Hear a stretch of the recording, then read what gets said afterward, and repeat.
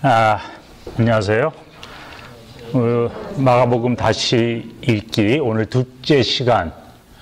오늘은 죄와 회개에 대해서 한번 공부해 보겠습니다. 지난주에 우리가 예수의 복음 그걸 했었죠. 지난주에 못 오신 분이 한두 분 있기 때문에 잠깐 한 몇 분 만에 리뷰를 해보면은, 지난주의 핵심은 그거였어요. 예수의 복음. 왜 그렇게 해석을 하냐? 두 가지 이유에서예요. 하나는 우리말 성경이 보통 하느님의 아들 예수 그리스도의 복음, 그래가지고 그걸 갖다가 복음이랑 가장 붙어있는 게 그리스도라고요. 그래서 그리스도의 복음 이렇게 말하기가 쉬워요. 물론 예수 그리스도의 복음에 갖고 예수를 말하려는 건데, 영어식으로 거꾸로 해석하면 The beginning of the gospel of Jesus Christ, the Son of God. 하느님의 아들 그리스도 예수의 복음, 이렇게 얘기를 해야 된단 말이에요. 그래서 이거는 그리스도의 복음이 아니라 예수의 복음이라는 거고, 두 번째, 공동번역 같은 거에 보면은 예수의 관한 복음이라 그렇게 말을 하고 있어요. 물론 영어에서도 그렇지만은 of가 이게 소유격으로 possession을 얘기할 수도 있고, 그 of가 대상이 될 수도 있어요. The fear of God is the beginning of wisdom. 하느님을 경외하는 게 지혜의 시작이라고 그러죠. 그것처럼 대상이 될 수도 있는데, 그랬을 때에 우리가 그 예수의 복음하고 예수의 가난 복음의 이제 차이가 뭔가 이걸 볼 수가 있어요. 예수의 복음하면은 복음의 소스가 예수라 얘기해요. 근데 예수의 관한 복음하면은 복음의 소스가 그걸 쓴 사람 거죠. 그래서 그 차이가 있어요. 어느 게 맞다 틀리다를 떠나서 그 두 가지를 같이 생각해 보자는 거예요. 오늘도 비슷한 얘기가 나와요. 하느님의 믿음. 이제 우리 번역에는 하나같이 하느님을 믿어라 이렇게 얘기하죠. 하느님의 믿음을 가져라. 그런데 하느님을 믿어라. 굉장히 다른 말이에요. 그래서 지난주와 이번 주에 그 생각이 거의 같기 때문에 지난주 리뷰는 이 정도만 하겠습니다. 그럼 오늘 시작하지요. 이 마가복음이 죄사함을 위한 회개 세례에 대해서 얘기해요. 세례 요한이 세례를 주는데 죄사함을 위한 회개 세례라 그렇게 못 받고 있어요. 그래서 마가복음에 보면은 예수님도 그 회개의 세례, 죄사함을 위한 회개의 세례를 받아요.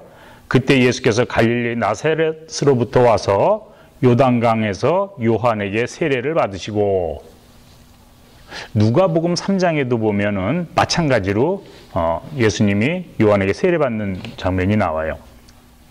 근데 이제 마태복음에 가면은 거기다가 조금 변명이 하는 게 있어요. 이때 예수께서 갈릴리로서 요단강에 이르러 요한에게 세례를 받으려 하신대, 요한이 말려 가로되 내가 당신에게 세례를 받아야 할 터인데 당신이 내게로 오시나이까?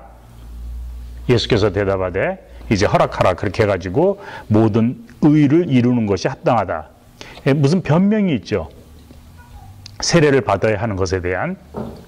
요한복음 1장 29절에 보면은 세례 받았다는 말 대신에 이튿날 요한이 예수께서 자기에게 나오심을 보고 가라오되 세상 죄를 지고 가는 어린 양이다. 그러니까 세례를 받았다는 말은 없지만 자기에게 오는 예수를 보고 가로되, 예수님이 세례요한한테 왜 가요? 다른 사람들 다 세례 받으러 가는데 역시 예수님도 세례 받으러 갔다는 소리 아니에요? 그렇지만 세례 받으러 왔다, 그 말을 이렇게 돌려서 했어요.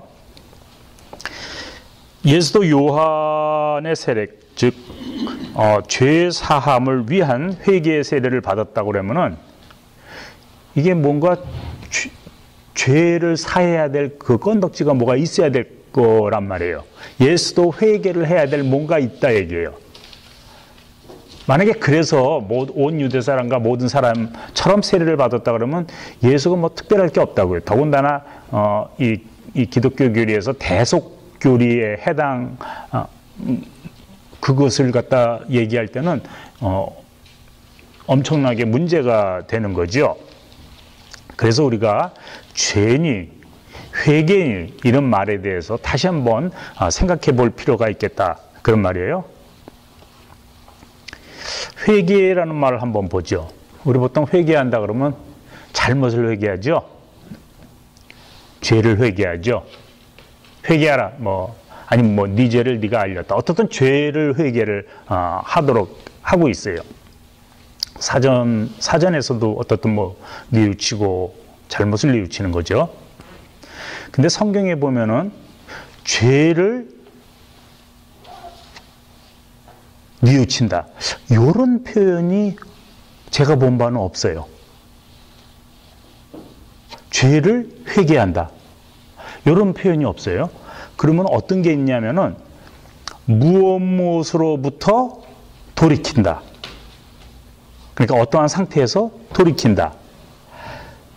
무엇으로부터 회개한다. 무엇에 대하여 회개한다. 그러니까 직접 목적어가 없고 어떠한 상황에 대해서 회개한다 이런 말을 해요. 일종의 죄는 어떤 직접 목적어라든가 이런 건데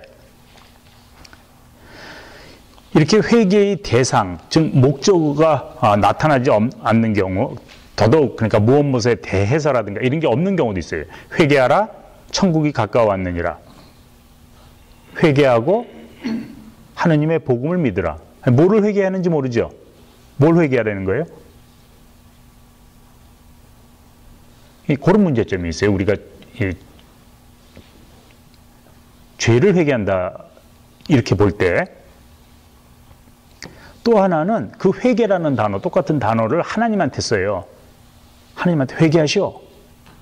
물론 이제 한국말 번역할 때 하나님한테 회개하시오 그런 말을 하면 너무 벅차니까 주여 이 일을 돌이키소서 그런 말을 해요. 아모스서 7장에 보면. 그러니까 하나님이 어떻게 이제 예를 들면 이제 그 7장부터 그거죠. 이스라엘을 치려고 그 비전을 보여줘요. 내가 이렇게 해갖고 이스라엘을 갖다가 칠 거다. 그러니까 하나님 이 일을 돌이키소서 회개하시오. 그 말을 이제 같은 말을 써요. 그래서 이런 문제 때문에 우리가 회개라는 말, 지금 특별히 마가복음이고 이제 복음서고 회개라는 말의 그 뜻을 한번 분석을 해 보려고 그래요. 메타노에오 그것이 이제 회개하다 그런 말인데 그 말은 이건 두 개 낱말이 합해져 있죠. 메타 이건 일종의 그 프레포지션 같은 프레포지션 아니고 이건 뭐라고 그러나 전치사라고 해야 되나? 뭐라고 프리픽스인데 뭐라고 얘기할지 모르겠어요. 어쨌든 메타라는 게 있고 그다음에 노에오 이거는 이제 누스면은 이게 마음인데 그러니까 마음가짐과 그 메타가 들어가는 거예요. 헬라어를 여기 공부하신 분 있지만은 메타가 이격으로 쓰이면은 with, 그다음에 accusative 그 사격으로 쓰면 after, behind 이런 뜻이 되는데 여기서는 아무 경우도 맞닥뜨려지지가 않아요.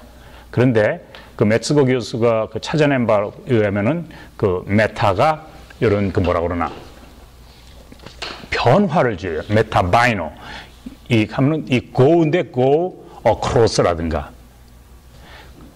영어에서도 metamorphosis 이런 거 있죠. morpheme 하면 어떤 폼인데 메타 그 변형하는 거예요.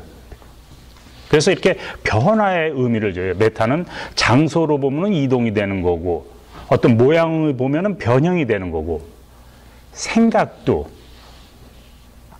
전환이 되는 거죠. 예. 그래서 메타 노에오 마음씀을 다르게 한다 그런 의미예요.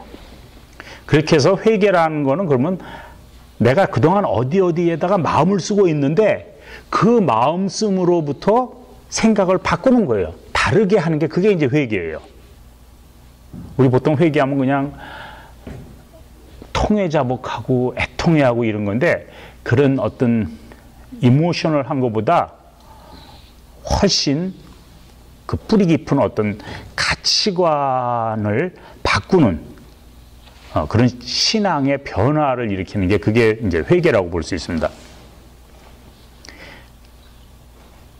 죄 사함을 위한 회개. 그럼 죄는 뭔가?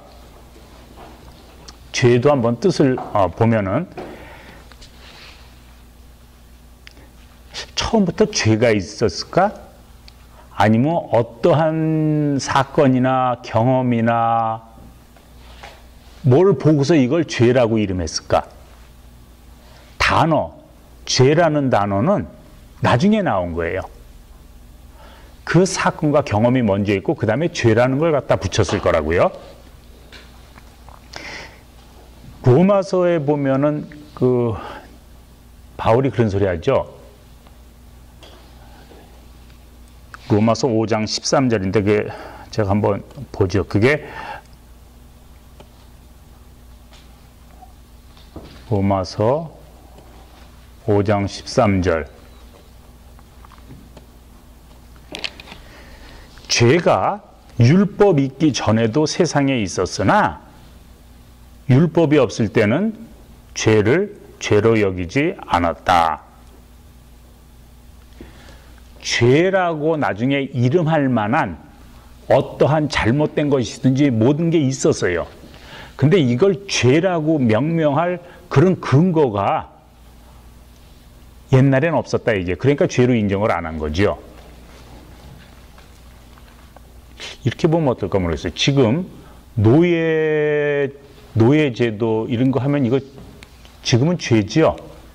최소한 이 미국에서는. 근데 옛날에는 죄라고 할 만한 법이 없었어요. 그러니까 옛날에는 노예제도가 있었지만 그걸 죄로 여기지 않았다. 뭐 그런 의미가 될 수가 있겠어요.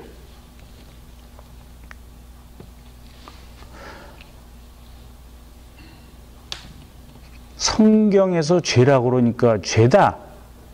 이렇게 갖고 이게 말이 안 돼요. 성경에서 죄라고 하기 이전에 그 어떤 경험을 사람들이 공유를 해야 된다 얘기죠.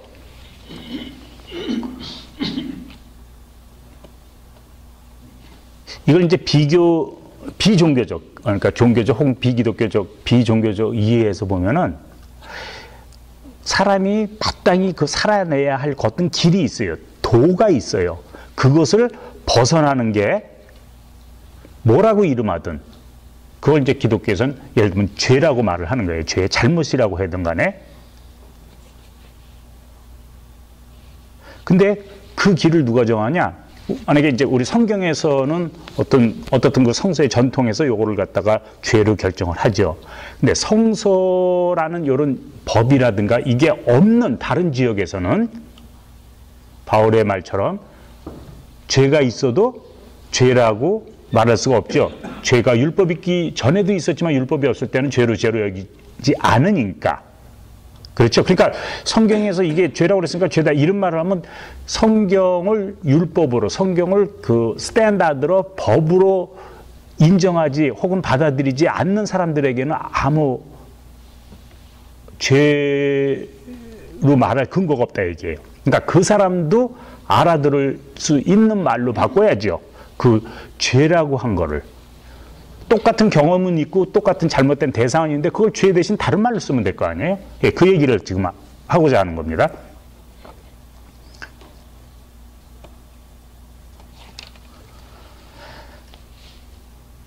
이것이 이제 철학이 되든 종교가 되든 그 가치관에 따라서, 결정에 따라서, 그 이데올로기에 따라서 이제 달라지는 거죠. 월터 윙크라는 사람이 있는데 이 사람의 대표적인 책이 번역된 게 사탄의 체제와 예수의 비폭력, 그렇게 돼 있어요. 그 사람이 거기서 지배체제라는 거를 이제 많이 얘기하는데, 지배체제라는 것은 뭐냐면 권세들의 전체 네트워크,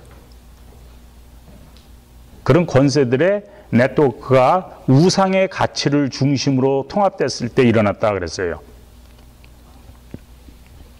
이제 그 책은 좀 더 리뷰할 경우가 시간이 있을 거고, 또 하나 말하기를, 그러면 육체를 따라 산다는 거, 우리가 이건 바울도 많이 얘기하잖아요. 육체를 따라 산다는 거. 이건 뭐냐면 타인의 의견에 굴복하여 외면화된 자신을 말한다 그랬습니다. 그러니까 인간으로서 마땅히 살아야 될 그 길이 있고 가치가 있는데, 그게 내 안에서 성령이 되든 인간 본성이 말을 해주는데, 그걸 쫓지 않고 세상의 가치관이라든가 남의 가치관을 그 의견에 굴복해서 쫓아가는 그 자신이, 그게 이제 육체를 따라 산다 그랬습니다. 그래서 다른 말로 인간 본연의 가치가 아닌 지배 체제의 가치를 추구하는 것, 그런 삶을 타락했다, 이렇게 보고 있어요. 그렇게 볼 때 죄는 어떤 그 구조적인 거예요. 굉장히 인스티튜셔널한 거고, 그 구조란 뭐냐면은 본래 인간 본연의 길이 있는데 그것을 벗어나 갖고 이 세상의 지배자들이, 통치자들이 세운 그 어떤 가치, 지배 이데올로기, 그것을 갖다가 구조적인 악으로 보고 있어요. 그리고 여기에 물들어 있다. 그 상황에 있어 갖고 내가 그걸 어떻게 바꾸지 못하고 있는 그 상태를, 그걸 죄로 봤어요. 아마도 마가복음에서 지금 이러한 구조악을 죄로 읽을 때 훨씬 죄 사함을 위한 회개의 세례, 그리고 예수님도 그 똑같은 세례를 받았다는 게 설명이 더 쉬울 것 같아요. 그래서 죄가 어떤 이 세상의 지배 이데올로기, 거기에 빠져 있는 그런 상태를 죄라고 보면은, 그럼 회개는 뭐냐? 무엇으로부터 마음씀을 돌이킴 아니에요. 내가 세상의 지배 이데올로기, 세상의 가치관을 쫓아서 사는데 그것으로부터 내가 거기다 마음을 쓰고 살았는데 이제 그 마음씀을 돌린다, 이게 바꾼다, 이게 그게 회개예요. 마음가짐을 바꾸는 거죠. 그래서 보면은 회개하고 하느님의 복음을 믿어라, 그 말을 하죠. 그게 뭐냐면은 세상의 복음에 마음을 쓰던 것을 바꾸고 그 대신 하느님의 복음을 믿어라, 그렇게 말이 돼가는 거죠. 그럼 믿음은 뭘까? 믿음도 역시 이 죄나 회개나 우리 마음속에 우리 신앙인들 입에 생각에 아주 너무 많이 들어와 있기 때문에 그걸 고치기가 상당히 어려워요.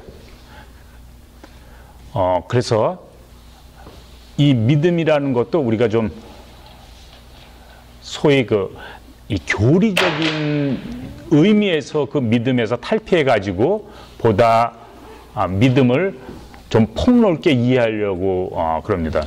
오 선생님 지금 들어오셨는데, 오 선생님이 아마 그거를 발표했을 거예요. 그 기독교의 심장인가 할 때 보그가 이 믿음의 어떤 four aspects 혹은 perspectives, 기억할지 모르겠어요. 다들 공부하셨는데 그 사람이 4개를 얘기하는데, 첫 번째는 어떤 assent, 동의하는 거죠. 누가 뭐라 그러면 I agree, assent. 인텔렉츄얼한 그런 디멘션이죠. I believe you are right. 뭐 어떤 그런가 하면은 또 trust, 신뢰의 에스펙트가 있어요. 마치 애가 엄마 품에 안겨갖고 그냥 뭐 떨어질까 봐 걱정 안 하잖아요. 그냥 물속에서 그냥 안 빠지려고 그러면 빠지지만은 그냥 마음 푹 넣고 축 들어놓여 있으면 둥둥 뜨는 것처럼, 그런 어떤 트러스트죠. 우리들이 대개는 그 두 가운데서 그 믿음을 얘기하는 것 같은데, 세 번째가 그 사람이 아마 로열티라는 그런 말을 썼던 것 같아요. 그건 뭐냐면은 일종의 커미트먼트예요. 내가 결혼을 했으면은 자기 배우자한테 그 커미트먼트가 있잖아요. 근데 내 이웃을 내 몸같이 사랑하라고 그랬다고 그냥 온 동네 돌아다니면서 다 사랑하면 그건 커미트먼트가 아니죠. 그 한 사람한테 커밋한다. 그게 이제 로열한 거죠. 믿음이란 그런 거예요. 그 다음에 마지막으로 쓴 게 아마 비전일 거예요. 어떤 가치관, 세계관, 그거를 쉐어한다. 이런 말을 했어요. 우리들이 지금 중점을 두는 게 그 세 번째, 네 번째예요. 커미트먼트하고 가치관을 쉐어한다 얘기예요.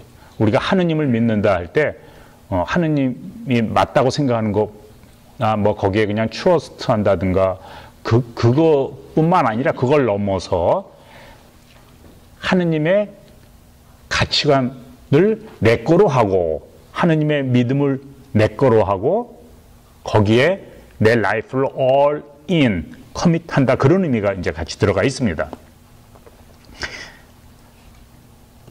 이런 소리를 왜 하냐면은 마가복음 11장 22절인가 보면은 제가 지금 이게 오늘 프로젝터가 안 돼가지고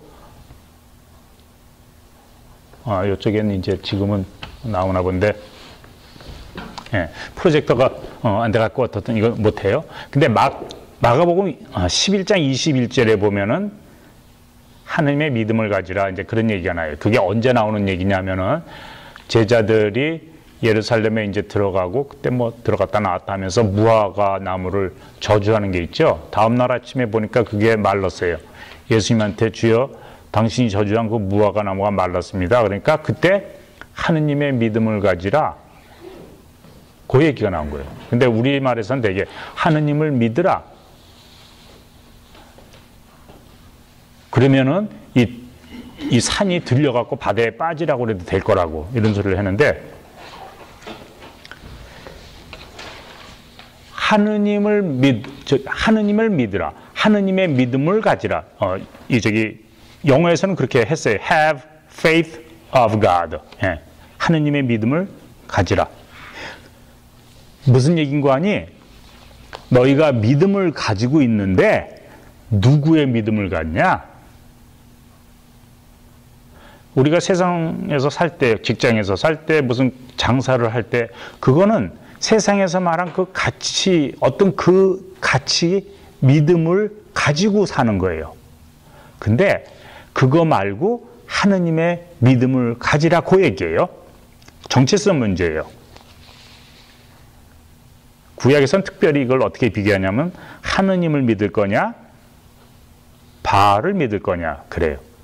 그런데 하느님을 믿는다는 건 뭐냐면은 하느님의 믿음을 갖고 생활한다 그 말을 하느님을 믿는다고 그래요.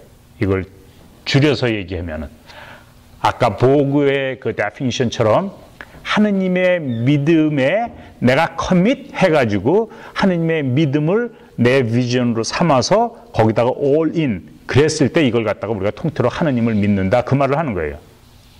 하느님을 믿을 거냐 바알을 믿을 거냐 그게 구약에서 계속 나오는 거고 십계명이 있죠. 출애굽기 20장에도 있고 신명기 5장에도 있는데 거기 보면은 그러니까 야훼가 얘기하는 거예요. 너희들에게 나 외에 다른 신을 두지 말라. 그런 말을 해요.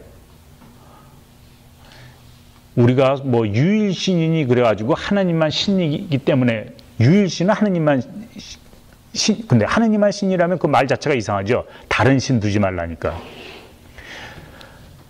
세상엔 신이 하나밖에 없다는 게 아니라 그 당시 옛날에는 신이 최소한 70명은 있었어요. 왜냐하면 바알의 아들이 70명이었고 그 신화 쪽에서 보면은 그리고 당시에는 나라가 70개니까 그래서 나라마다 신이 하나씩 있고 그래서 70인역도 그래서 나오는 거고 어떻든 그 문제는 뭐냐면 네 하나님은 야훼다 그거예요. 이스라엘 사람들한테. 그러니까 이스라엘 사람들한테 네 앞에 다른 몰렉, 키모시, 바알 이건 다른 나라 신이니까 너는 그 신을 같이 섬기지 말라 그 소리를 하는 거예요. 신명기 6장 4절에 그게 있죠. 아도나이 엘로헤이노 아도나이 야훼가 로드 야훼가 우리 하나님이다. 다른 말로 하면 우리 하나님은 야훼다 그 얘기래. 정체성이에요. 쟤네들 하나님은 누군데 우리 하나님은 야훼다. 마찬가지예요. Jesus Christ. Jesus is the Christ for us. 다른 사람들은 왕된 그리스도를 기다리고 있었어요. 그 사람들 앞에 왕이 무슨 그리스도냐 그런 말을 하는 거예요. 예수가 그리스도지. 그래서 이 그냥 단지 믿다 그거는 안 돼. 누구를 믿냐를 물어봐야 되는 거예요. 그래서 믿음이라는 건 어떤 예를 들면 아까 무슨 트러스트니 어떤 교리니 이런 거 이건 틀인데 이 틀 안에 누구를 담을 거냐? 그 틀 안에 어떤 신을 담을 거냐? 그래서 그 신의 믿음이 되는 거죠. 왜 이 질문을 하냐면 우리가 그동안 너무 교리적인 믿음을 얘기를 했기 때문에 그래요. 제가 그 칸트의 그게 순수이성 비판인가 거서 나오는 걸 하나 인용을 하면은 그런 말이 있어요. 말은 어려운 말인데 좀 thoughts without content is empty. 생각해봐요. thoughts without content is empty. 데이드리밍이나 똑같은 거네요. intuitions without concepts are blind. 그래서 intuition이라는 거는 뭐냐면 그냥 무슨 번뜩 떠오르는 게 아니라 그 당시 이 유럽에 두 개의 철학 사조가 있다 그러면 하나는 empiricism 실증주의. 이건 실증주의가 맞나 모르겠어요. 어쨌든 그 엑스페리먼트를 통해서 그 나오는 건데 뭐라고 번역을 해야 될지 모르고 하나는 rationalism. 어떤 rationalism, 그 empiricism 이런 게 있어요. 영국적으로 보면 이제 empiricism. 그러니까 우리가 내 손에 경험하는 게 이게 진짜다 얘기예요. 그런데 나중에 그 칸트가 와서 이거 두 개를 합하죠. 둘 다 필요하다고. 그래서 그냥 thoughts 생각하는데 without content 아무 생각 없이 그러니까 뭐를 진짜 눈에 보이고 하는 그런 거 없이 생각하는 건 이건 empty고 그다음에 그 intuitions 그 어떤 sensory 그 perception을 통해서 생기는 그거지만은 without concept 이걸 organize 할 수 있는 틀이 없으면 그거는 blind라 이게. 그렇죠? 그냥 요걸 갖다 우리식으로 말하면 이제 content하고 form으로 볼 수 있어요. content without form. form이 없으니까 blind죠. form without content empty죠. 그거를 이제 우리 이제 믿음에 비교해 보면은 내용이 없는 믿음, 신이 들어가지 않은 그 믿음은 공허하다 얘기예요. nothing. 우리가 믿음만 얘기하고 그 안에 예수가 없으면은 nothing. 안고 없는 찐빵이죠.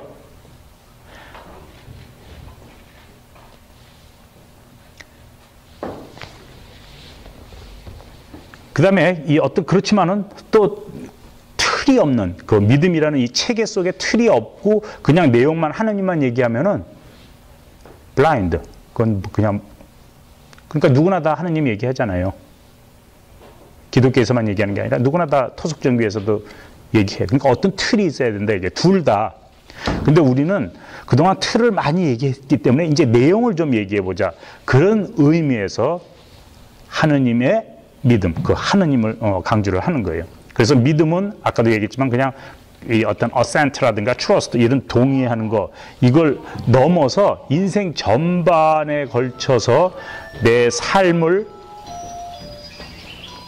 변화시키는 어떤 그런 가치관을 얘기를 해요. 제가 여러분한테 나눠드린 다른 프로 쓴 글에는 그런 말을 했을 거예요. 그 믿음 때문에 내가 선거에서 누구를 택하고 그 믿음 때문에 내가 절제된 생활을 하고 그 믿음 때문에 하다못해 마켓에 가서도 똑같은 상품처럼 보이는 것 중에서 하나를 고르는 거예요. 그러니까 그 믿음이 교회에 왔을 때만 써먹는 게 아니라 24/7 내 인생 전반을 늘 영향을 준다 그런 얘기입니다. 믿음과 그럼 의심. 우리가 믿음의 반대말은 뭘까? 보통은 믿을 신, 그러니까 아니 볼 자 해갖고 불신인가 보다. 그래요. 근데 믿음의, 이 성경에서 말하는 믿음의 반대말은 불신이 아니라 의심이에요. 믿지 않는 게 아니라 하나 이상 믿는 거예요. 이 베드로가 물에 빠지게 됐어요. 그 마태복음에 나오는 거죠. 예수님이 이렇게 걸어가는데 보기가 좋지 않으니까 나도 좀 걸어갔으면 좋겠으니까 나 좀 불러보라니까 부르니까 자기도 걸어갔는데 옆에서 막 폭풍 치고 오니까 에구 뜨셔라 해가지고 놀래니까 빠지죠. 그러니까 예수님이 왜 의심했느냐 그래요. 그냥 우리가 보통 생각하는 믿음, 의심 이걸로 하면은 야, 그럼 여태까지 이 세상에서 만약에 의심하지 않으면 물 걷는다고 그러면 이 세상에서 믿음 있는 사람은 하나도 없는 셈이에요. 그러니까 이게 믿음이 무슨 뜻인지 의심이 무슨 뜻인지 한번 생각을 해봐야 되겠죠. 미리 얘기하면은 베드로는 예수님도 믿었지만은 풍랑도 믿었어요. 두 개를 믿은 거죠. 그러니까 빠진 거예요. 아까 우리가 마가복음 11장에 있는 하느님의 믿음을 가지라 그 얘기를 했는데 그거 패러럴 패시지가 마태복음에 있는데 거기서 보면은 믿음을 가지고 의심치 않으면 그래요. 근데 무슨 믿음을 가져요? 하느님의 믿음을 갖는다는 거죠. 하느님의 믿음을 갖고 의심치 않으면 다른 믿음도 갖고 이렇게 두 개를 갖고 왔다 갔다 하지 않으면 그런 의미입니다.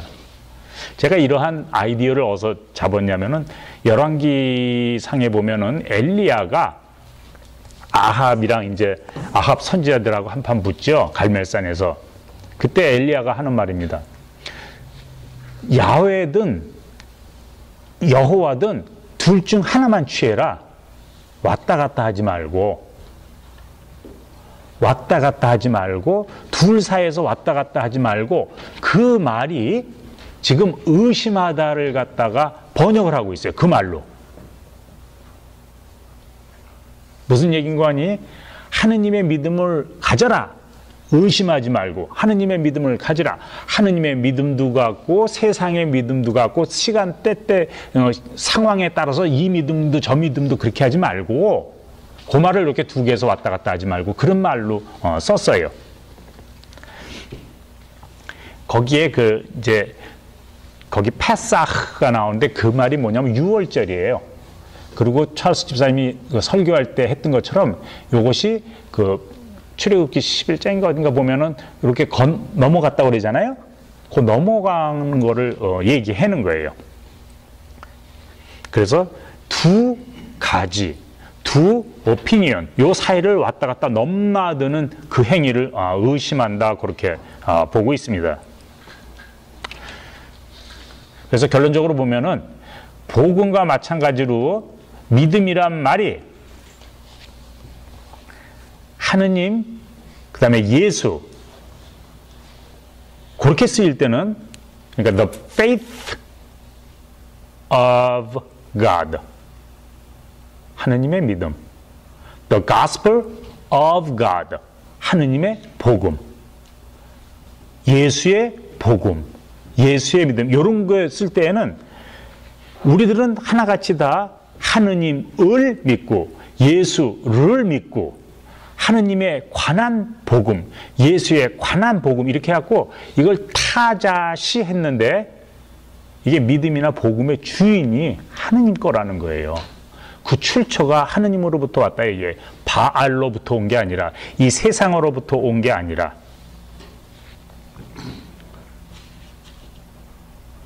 그래서 그거를 한번 생각해 보자는 얘기예요. 그래서 볼 때 죄라고 하는 것은 이렇게 하느님의 믿음, 하느님의 어떤 그 비전이라든가 가치관이라든가 철학이라든가 복음이라든가 요것을 벗어나갖고 하느님 외에 다른 가치관을 취하는 거를 요거를 성서에서는 죄라고 보는 겁니다. 그러면 다른 가치관, 다른 믿음, 그거는 가치관도 아니고 믿음도 아니냐? 예, 그것도 믿음이죠. 근데 그거는 이제 다만 틀이라 했을 때 보고 우리 기독교인들이 봤을 때는 그 믿음의 틀의 핵심이 예수고 하느님이다 그 얘기죠. 그래서 다시 결론적으로 보면 회개란 건 뭐냐 그럼 죄의 상태에 빠져 있는데 그게 그 월터 윙크 얘기를 다시 들어보면 우리가 지금 어쩔 수 없이 이 지배 체제에서 지배 이데올로기 하에 살면서 사는데 그것이 죄의 상태예요. 그런데 몸은 그렇게 살지라도 내 마음만은 내 가치관은 그걸 쫓아가지 않고 하느님의 비전, 하느님의 복음, 하느님의 믿음을 쫓아서 산다. 그렇게 마음을 바꾸는 게 메타노에오. 그게 회개예요. 그리고 그것을 갖다가 세상에 공표하느라고 세례를 받는 거죠. 오늘 여기까지 하고 이따 잠깐 쉬고 난 다음에 계속 토론 시작하겠습니다.